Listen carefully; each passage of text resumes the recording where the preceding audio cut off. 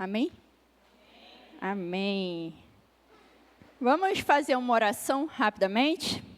Pai querido, Pai amado, nós louvamos o Teu nome nessa noite. Louvamos o Teu nome, Senhor, pela oportunidade de estarmos na Tua casa. Louvamos o Teu nome, Senhor, porque vencemos o cansaço do dia a dia para estar na Tua presença. E nesse momento, meu Pai, nós queremos ouvir a Tua voz. Então abra, Senhor, os nossos ouvidos, o nosso coração para receber da Tua palavra. Que a Tua palavra encontre morada no nosso coração.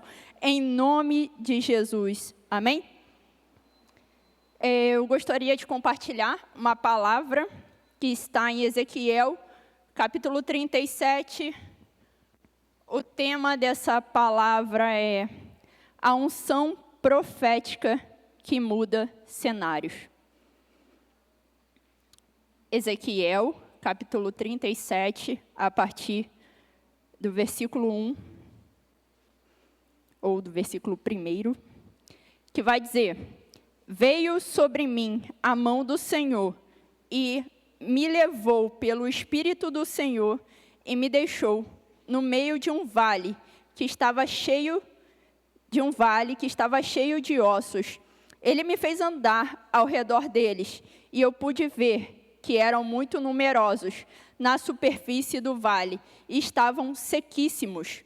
Então me perguntou: Filho do homem, será que esses ossos podem reviver? E eu respondi: Senhor Deus, Tu o sabes. Então ele me disse: profetize para esses ossos e diga-lhes: ossos secos, ouçam a palavra do Senhor. Assim diz o Senhor Deus a estes ossos: eis que farei entrar em vocês o Espírito e vocês viverão. Amém?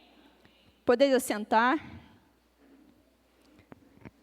É notório, né? Sabemos que havia uma unção profética sobre a vida de Ezequiel. E se formos fazer uma comparação, uma relação, uma correlação, Ezequiel, ele pode ser entendido como uma figura da igreja profética, que se posiciona em obediência aos comandos do céu, age liberando palavras de vida e mudando cenários. Eu sei que quando a gente começa a falar sobre morte, o que passa primeiro na nossa cabeça é justamente a morte física, né? Cemitério, caixão e por aí vai. Mas não podemos esquecer que existe também a morte espiritual. E existem muitas pessoas que estão fisicamente vivas, porém mortas espiritualmente. E por mais estranho que pareça essa frase, ela é uma verdade. E a Bíblia explica isso para nós. Em Efésios, capítulo 2, a partir do versículo 1, vai dizer, Efésios, capítulo 2, versículo 1, Ele lhes deu vida quando vocês estavam mortos em suas transgressões e pecados, nos quais vocês andaram no outro tempo, segundo o curso deste mundo, segundo o príncipe da potestade do ar, do espírito que agora atua nos filhos da desobediência. Entre eles, também nós todos andamos no passado, segundo as inclinações da nossa carne, fazendo a vontade da carne e dos pensamentos, e éramos, por natureza, filhos da ira, como também os demais. Mas Deus, sendo rico em misericórdia, por causa do seu grande amor com que nos amou, estando nós mortos em nossas transgressões, nos deu vida, e juntamente com Cristo, pela graça, vocês são salvos. O que esse texto vai dizer, nada mais é que todas as pessoas que não estão em Cristo estão espiritualmente mortas. E sendo assim, pessoas, cenários, lugares de morte e todas as sortes de males, né, podem ser transformados pelo nosso Deus. Nós precisamos crer, nós precisamos orar, nós precisamos nos posicionar para que essas pessoas, esses lugares, sejam cheios de vida, de amor, sejam cheios da pureza, da paz, da presença do nosso Deus. Da mesma forma que um dia aconteceu conosco. E hoje estamos aqui, na presença de Deus. E nele temos vida e vida eterna. Romanos, capítulo 4, versículo 17, a parte B vai dizer: o Deus que vivifica os mortos e chama à existência as coisas que não existem. Então, todo esse cenário de morte, todas essas pessoas que estão mortas espiritualmente falando, elas podem ser transformadas pelo poder do Senhor. O Senhor é todo poderoso para transformar cenários, ambientes, vidas, para a honra e para a glória do nome dEle. Mas é verdade que, antes da gente chegar no capítulo 37 de Ezequiel, que é do Vale dos Ossos Secos, muita coisa aconteceu na vida de Ezequiel. Ezequiel passou por muitas coisas, né? E a nossa vida ela é assim. Às vezes, antes de Deus nos levar para um lugar, muitas coisas acontecem na nossa vida. Antes de Deus usar a nossa vida, como usou de Ezequiel, para profetizar no meio de um vale de ossos secos, a gente vai passar por muita coisa. E nem todas elas a gente vai entender, como eu acredito que tenha acontecido com o próprio Ezequiel, que foi levado cativo para a Babilônia, que tinha, prioritariamente, seria sacerdote, né? Que era até uma posição honrosa naquele tempo ali. Mas Deus ele vai chamar Ezequiel para ser atalaia. Deus vai chamar Ezequiel para ser profeta no meio do povo de Israel, no meio do cativeiro. E muda todo aquele cenário da vida dele que estava, assim, projetada, né? Você pensa alguma coisa para o seu futuro, você almeja alguma coisa para o seu futuro, mas Deus, ele conduz todas as coisas. Como foi cantado aqui, Deus, ele tem o controle de todas as coisas. E eu costumo dizer, está tudo sob o controle, não o meu, o de Deus. Porque ele tem o controle. E nisso, seguiu o curso da vida de Ezequiel. Deus conduziu a vida de Ezequiel até esse momento que ele chega, né, no Vale dos Ossos Secos ali, e ele vai ser a voz profética de Deus, cheio da unção. Ezequiel viveu muitas experiências com o Senhor, e assim também é a nossa vida. Nós vivemos muitas experiências, algumas maravilhosas, muitas bênçãos, mas algumas difíceis, alguns obstáculos no caminho, e a gente vai caminhando, e com a ajuda do Senhor, nós vamos transpondo cada dificuldade e vencendo.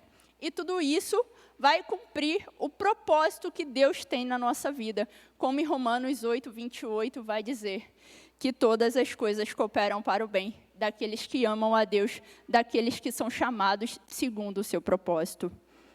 E nesse ano de 2025, que para nós é o ano da unção, que a nossa vida não seja só cheia da unção de Deus, mas que ela seja cheia da experiência com Deus, cheia de novas experiências com Deus. Porque não adianta eu ficar contando do que já passou, das experiências que eu já tive. Eu quero ter novas experiências com Deus. Eu quero viver novas coisas na presença do Senhor, assim como Ezequiel viveu uma vida cheia da experiência com Deus. Ezequiel ali foi um agente de Deus para a transformação do Vale de Ossos Secos. E hoje, a igreja, ela é o agente que Deus usa para mudar cenários e trazer vida àquilo que estava morto. E às vezes a gente olha para a situação, para a política, para o governo, até mesmo para a própria situação da igreja, e a gente fica esperando a resposta, quando, na verdade, a igreja é a resposta. E quem é a igreja? Eu sei, você sabe essa resposta. Somos nós somos a igreja. Nós podemos e nós devemos ser o instrumento de Deus para a transformação de vidas e de ambientes. E sabe aquele ambiente onde há briga, onde há confusão, onde há discórdia, onde há a fofoca, o disse-me-disse. Esse ambiente, talvez você conheça um local assim, talvez seja até o seu ambiente de trabalho, ou o local que você estuda. Esse ambiente, ele pode ser transformado através da sua vida, filho de Deus, cheio da unção de Deus. Nós podemos ser agentes de transformação. Deus deseja usar a nossa vida para mudança de cenários. Deus deseja usar a nossa vida para mudança de outras vidas, para transformação de outras vidas, porque Jesus transforma, Ele ainda transforma, Ele fez no passado e Ele continua fazendo hoje. E aquilo que parece impossível aos nossos olhos de ser transformado, aquela pessoa que parece impossível de mudar, Deus pode fazer. Deus pode transformar, porque Ele tem todo o poder. Agora, nós precisamos, como Ezequiel, nos posicionar, né? E estarmos prontos para obedecer como verdadeiros filhos de Deus, com o entendimento de quem nós somos em Cristo. E aí fica a pergunta para a nossa reflexão. Será que estamos prontos para nos posicionar em obediência? Será que estamos prontos para obedecer os comandos do nosso Pai? Eu confesso que eu sempre oro por um coração obediente. É uma oração do início da caminhada, mas ela continua até hoje, e eu acho que vai continuar até a eternidade, porque obedecer é difícil. É muito difícil, porque muitas vezes, para obedecermos o Senhor, nós precisamos renunciar muita coisa. E isso inclui planos, vontades, sonhos, desejos. E às vezes a gente precisa renunciar a tudo, para que a gente possa, de fato, conseguir obedecer aquilo que o Senhor está falando. E é verdade que, como diz 1 Samuel 15, no versículo 22, no finalzinho do versículo, vai dizer que é melhor obedecer do que sacrificar. E Ezequiel foi um servo obediente, e nós também devemos ser um servo obediente, ser uma filha de Deus, um filho de Deus obediente. Ezequiel, ele foi um instrumento de Deus, porque ele andou em obediência. Ele não obedeceu só o que lhe convém. A missão dele era muito difícil. E eu acredito que cada um de nós acaba também tendo uma missão difícil, cada um na sua particularidade. Mas Ezequiel tinha uma missão muito difícil, mas ele andou em obediência porque é necessário obedecer. E a pessoa, quando ela escolhe não obedecer, ela conhece a palavra de Deus, ela escolhe não obedecer, eu acredito que a primeira consequência disso é o próprio afastamento de Deus. Por quê? Ela desobedece aqui, aí ela, mas isso aqui não tem nada a ver. Aí desobedece mais um pouco, e vai indo, e um abismo vai puxando outro abismo, e quando vai ver, ela está totalmente longe, totalmente fora da presença de Deus. Mas é verdade que quando a gente obedece, a gente também é capacitado pelo próprio Deus, porque Ele precisa também nos capacitar e nos dar força e entendimento para que a gente obedeça e continue obedecendo. E viva uma vida de obediência na presença do Senhor, como Ezequiel viveu. João, capítulo 14, no versículo 23, na parte A, eu vou ler na linguagem de hoje, vai dizer assim: Jesus respondeu: a pessoa que me ama obedecerá à minha mensagem, e o Pai a amará. Como eu gosto de dizer, a pessoa que me ama obedecerá à minha palavra, e o meu Pai a amará. Por quê? Por que é necessário? Porque a unção, ela flui de uma vida de obediência. A unção profética, ela flui de uma vida de obediência. E assim foi a vida de Ezequiel. E nós, como comissionados por Cristo, devemos entender que recebemos uma missão, uma ordem, e com ela recebemos unção e autoridade para anunciar, para pregar as boas novas do Evangelho de Cristo e fazer discípulos e orar e interceder para que vidas sejam transformadas, para que o Espírito de Deus flua e lugares e cenários sejam mudados e transformados pela presença do nosso Deus, para a glória do nosso Deus.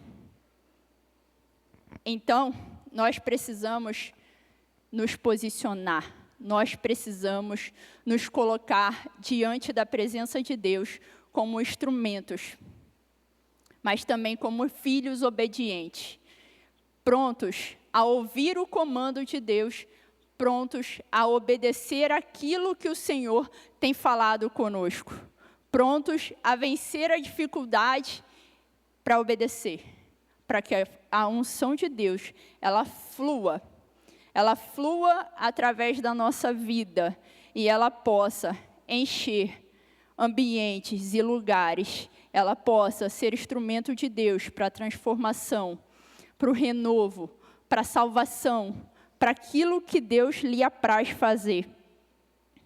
Nós somos chamados por Deus, nós somos ungidos por Deus para cooperar nessa obra de transformação de vidas e ambientes.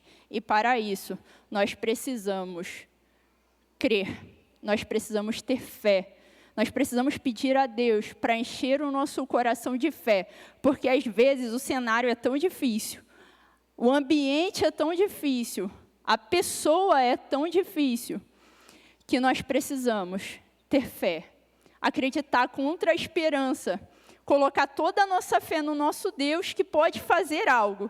Ele pode fazer aquilo que nós não podemos fazer, e confiar nele. E precisamos continuar obedecendo, por mais difícil que seja, por mais doloroso que às vezes seja, por mais sacrificante que seja, por mais que tenhamos que renunciar a tudo. A gente continue obedecendo. E precisamos pedir que o Senhor nos dê, eu acho que uma das coisas principais, quando eu olho para esse texto, eu vejo claramente como Ezequiel teve discernimento espiritual. Nós precisamos pedir que o Senhor nos encha, nos dê o discernimento espiritual. Essa é uma oração que eu costumo fazer sempre, e eu acredito que é uma oração que nós precisamos continuar fazendo sempre, porque é muito importante para os dias de hoje.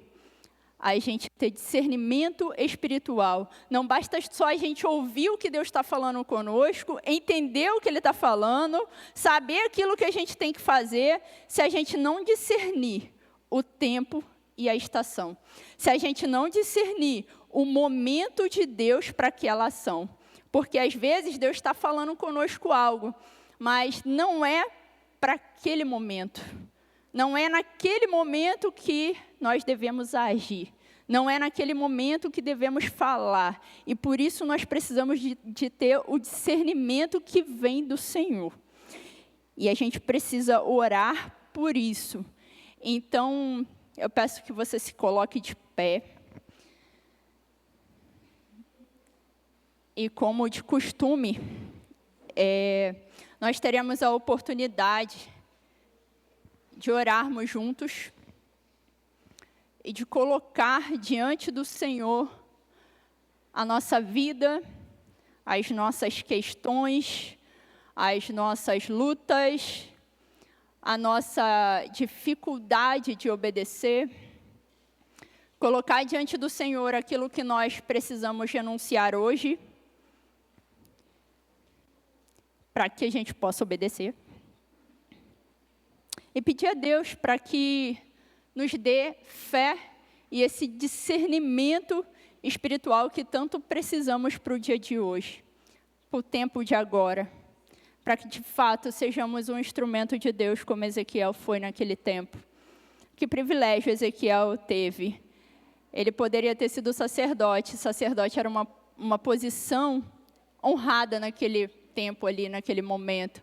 O profeta nem tanto. Irmãos, quando a gente lê sobre os profetas no Antigo Testamento, rapaz, a gente acha que a nossa vida é difícil, né? Só que a vida deles era mais.